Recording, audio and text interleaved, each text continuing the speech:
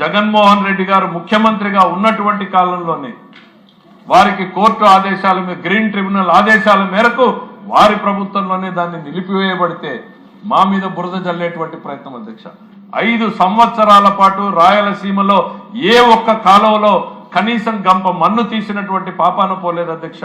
Annamayya project కొట్టుకుపోతే కనీసం తిరిగి చూసేటువంటి ఆలోచన కూడా లేనటువంటి వ్యక్తి ఆ రోజున్నటువంటి జగన్మోహన్ రెడ్డి గారు అధ్యక్ష.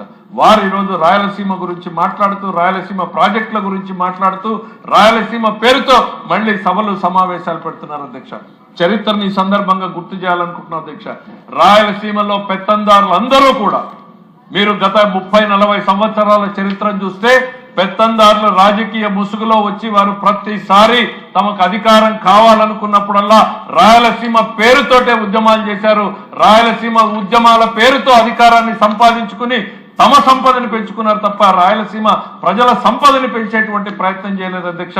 మొట్టమొదటిసారి నందమూరి తారక రామారావు గారు వచ్చిన తర్వాతే రాయలసీమ ప్రాజెక్టులకి ఒక రూపం కల్పించడం జరిగింది అధ్యక్ష. గాలేరు నగర్ కావచ్చు, హంద్రేనీవా కావచ్చు, తెలుగంగ కావచ్చు, ఇవన్నీ కూడా నందమూరి తారక రామారావు గారు ఆయన ఆలోచనలతో ప్రారంభిస్తే తర్వాత వచ్చినటువంటి చంద్రబాబు నాయుడు గారు వాటిని ముందుకు తీసుకెళ్లినటువంటి సందర్భాన్ని ప్రజలకి సభ ద్వారా గుర్తు చేయాల్సినటువంటి అవసరం ఉంది అధ్యక్ష. ఫాలో చేయొచ్చు కదండి ప్లీజ్.